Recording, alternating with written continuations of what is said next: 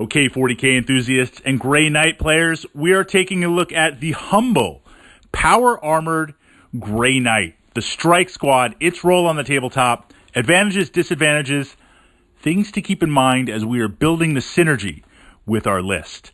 Now, I love playing Grey Knights. I love the narrative. I love going against the forces of the warp. It's a great foil to my Chaos Space Marine army. But that said, before we can even look at Grey Knights, we need to understand essentially you are playing a Space Marine. And whether we're playing Space Wolves, here's a little pop quiz, right? Space Wolves, Blood Angels, Dark Angels, generic Ultras, Space Marine Codex, or Grey Knights, the fundamentals are still the same. Some sort of bolter-esque type weapon, similar war gear, decent leadership, T4, power armor on there. So the other armies you're going to face that can either bypass your T4 through volume of attacks or high-strength weapons, or have the ability to at least, you have to count at this point for 40K 8th edition with the AP.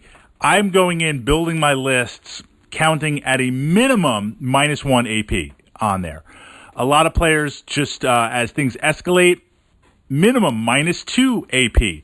I don't want to say don't count on your power armor, but in past editions of 40K, this is the biggest bridge. In past editions for 40K, Marine tactics were similar in that you could always count on your 3-up save. We had no AP on there. You get hit by a bolter, you get hit by Necron Gauss, Shuriken Catapult, take your 3-up save. When we had things of AP1, AP2, AP3, Melta, and other plasma type things that would negate your armor save, yes, but they weren't in that high demand. Now in 8th, the biggest adjustment is this fact that everything is rocking some sort of AP modification. So you're paying for the points. The armor is not a guarantee. So right away, when you're building your list, this is even before we get to Grey Knights, but it's important because Grey Knights heighten this. They heighten this because you are paying 21 points for a Marine. What?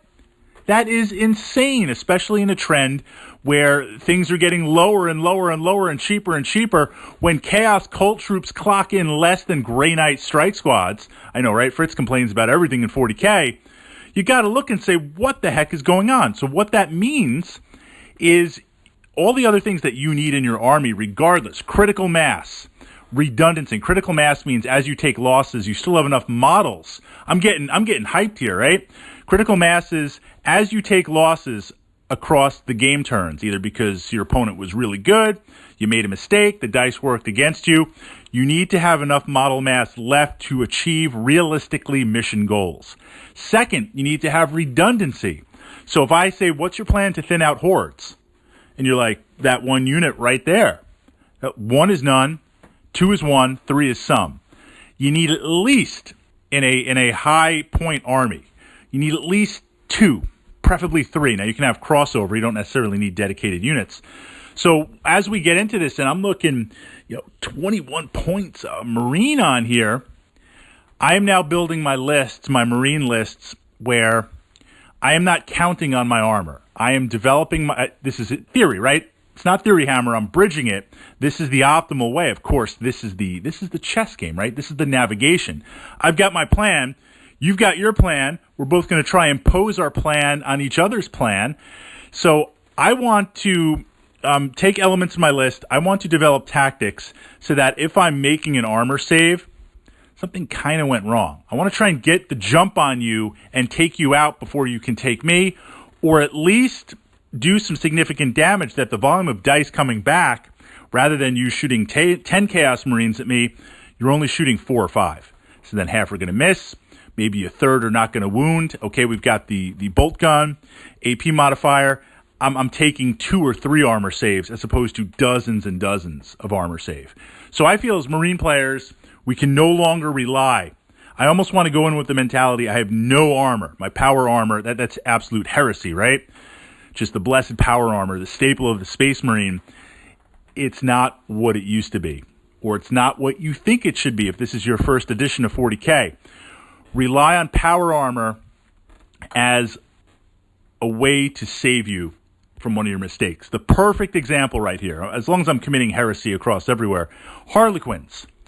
When I was playing my Harlequin army and they had a 5-up invulnerable save, a lot of people were looking at the army and saying, Fritz, that's awesome. You've got a 5-up invulnerable against everything. And I'm like, no, 5-up invulnerable is awful. That's all you have. 33% chance. Yes, it's invulnerable. Whether I eat a las cannon to the face or get hit with a grot blaster, it's still equal. So forget about even the fact that it was T3 for the base space elf on there. What we're looking at, and the cornerstone of my Harlequin army was, I cannot afford to get hit. I need to hide. I need to pop out. I need to assault you. I need to wipe you out, and I need to run away as fast as I can, and really utilizing hit and run and tactics on there. It's amazing how that is now applying to Space Marines, especially when we layer on Grey Knights.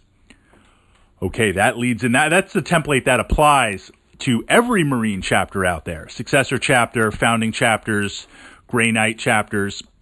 Grey Knights are the only chapter that have never turned to chaos. They have never had one in their ranks. That is the gene seed of Garrow right there, pushing that in with that. So when playing this becomes especially important when you're looking at very, very expensive troops. Very, very expensive core. All right, we've got the Stormbolter. We have the ability to start on the table or teleport. I like that. I like it. It gives me some options in there based on the mission. I don't have to kind of make that decision ahead of time. It's not like you buy certain units in 40K and they only have one way to deploy. I like that kind of toolkit on there. Generally speaking, with an elite army, I define an elite army in 40K where your models are very expensive. You have a very small elite force on the table. I generally prefer to deploy because at least I can control that and I can control my attack as best I can, right? In 40K, before you screw up, we all make mistakes, and before the dice go against you, and even if they don't, I'm going to use that as an excuse, at the start of the game, whatever level you're playing at, you are at your most potent. That is your chance to do the most damage. Converse, you can receive the most damage on there. But with an elite army, I kind of want everything on the table right from the beginning. But I like having that option if it's a wacky mission or a bad matchup or just something in the moment, like a weird table we're playing on where it will be better to teleport in. I like that option on there. Psychic support, yes, but I don't think that's as much as a game changer right now. In 8th edition 40K, it might kind of go other ways. This is the big challenge here. Oh, well, Incinerator, this is the debate. Incinerator versus Psy Cannon. I like both. It depends on other elements of my list. If I'm going to be, this is where we see things starting to get modified. So I can't give kind of a point-blank answer of you always take Incinerators, you always take Silencers, you always take Psy Cannons. I tend to play with my Grey Knights right now. It's funny. I used to play Psy Cannons because I would sit back and scoot and shoot. Now with the mass coming on the table and I'm going up against my own critical mass, I feel that I can maintain critical mass of Grey Knights on the table only guaranteed, as much as anything is guaranteed in 40K, at the beginning of the game. So I need to be very, very aggressive, very, very getting up there, kind of pushing to the midfield, pushing into your deployment zone. I find the Incinerators work a little bit better on there. But equally so, I would say Incinerators versus Psy Cannons, those are kind of the two builds that I would push out there. Here is the biggest challenge. And it kind of, I know, right, as a Space Marine player, you don't have anything to complain about. But I feel like one attack per model on a 21, did I say 21 points or 22 points? I'm kind of having I don't have the sheet right here in front of me. Let's say it's 20x points on there, 20 points a model, right? Whatever it is, you guys will correct me exactly on there in the comments.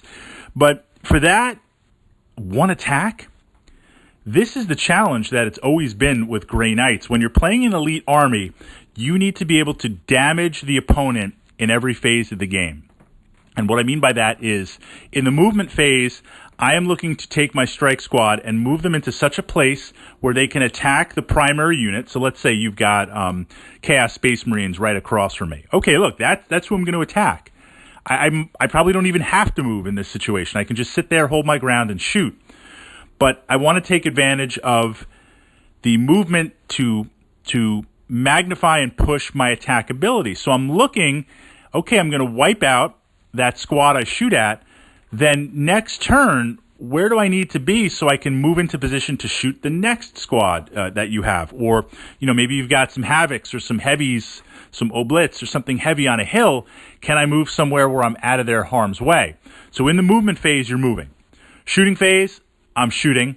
Assault phase, I'm assaulting on there. I'm trying to do damage or set myself up for damage every single turn. Well, with one attack on the charge, Grey Knights, they want to get into the assault, but one attack for the points and the elite training, they should be 2 base. Well, then, okay, the Terminators that are elite, how do you bump them? So what I'm finding now is I'm under this pressure where I want to multi-chain in. I want to get some good movement. I want to get some good assault. I want to get some good shooting. Assault is kind of lackluster in other armies that don't really have dedicated assault. Okay, Terminators, they would be dedicated assault. Absolutely on there. And certain war gear opens things up, dedicated assault. But imagine a tack squad, just a generic tack squad on there. Sergeant, maybe he's got a fist or some unique war gear. You'll spend those points. When that's doing essentially the same potential damage as a Grey Knight squad, but for the points, it's almost like I don't want to assault you, but I need to chain, if that kind of makes sense.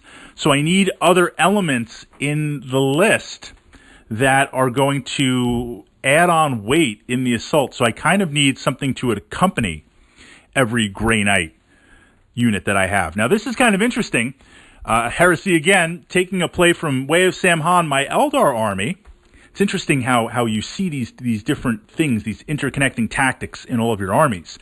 That's why even if you are a dedicated, diehard Marine player and you will never even look at Xenos on there or heretics or traitors, it's worth watching other battle reports. It's worth understanding tactics about other armies, not only to use that against it, but you will be surprised, the synergy, the crossover. So this is what I mean by that. With my jet bikes, I've got jet bikes and Vipers, Samhan. The jet bikes for the point cost, especially since they've gotten scaled back. Now, again, with the difference in shooting and the difference in the armor in this new edition, is that going to be changed in the new Eldar Codex in a little bit? Possibly. So if you're coming to this vlog months later, there might be some slight adjustments. But essentially with the jet bikes, they have the speed to get into position. Whatever they shoot at, I need to wipe it out. I need to take out that one unit in a round of shooting. That might not work in that it might be a little bit stronger than my jet bike squad can bite, or I need to account for dice. I look at what you have. I look at what I'm shooting. Do I have enough dice to generate enough hits and failed armor saves on your point or model removal on your part that I can do that? I have a group of Vipers that accompany the jet bikes. Right now it's Star Cannon, Shuriken Cannon underneath. They add the weight in. They're 2 separate units, but they run as one. So the jet bikes are going to shoot in. The Vipers are going to shoot in. For every jet bike group I have a group of Vipers. With the Grey Knights, I've had to replicate that same thing. This is what I've noticed. I need to kind of replicate it. So we're going to put in the Strike Squad, Dreadnought. I'm sending in a Dreadnought, accompanying a Dreadnought with each one on there to double team it. That's where I am with Grey Knights right now. Certainly a very interesting army. The biggest challenge, yes, you are playing Space Marines, but you are paying elite points Space Marines, and they don't necessarily act like elites. More to come.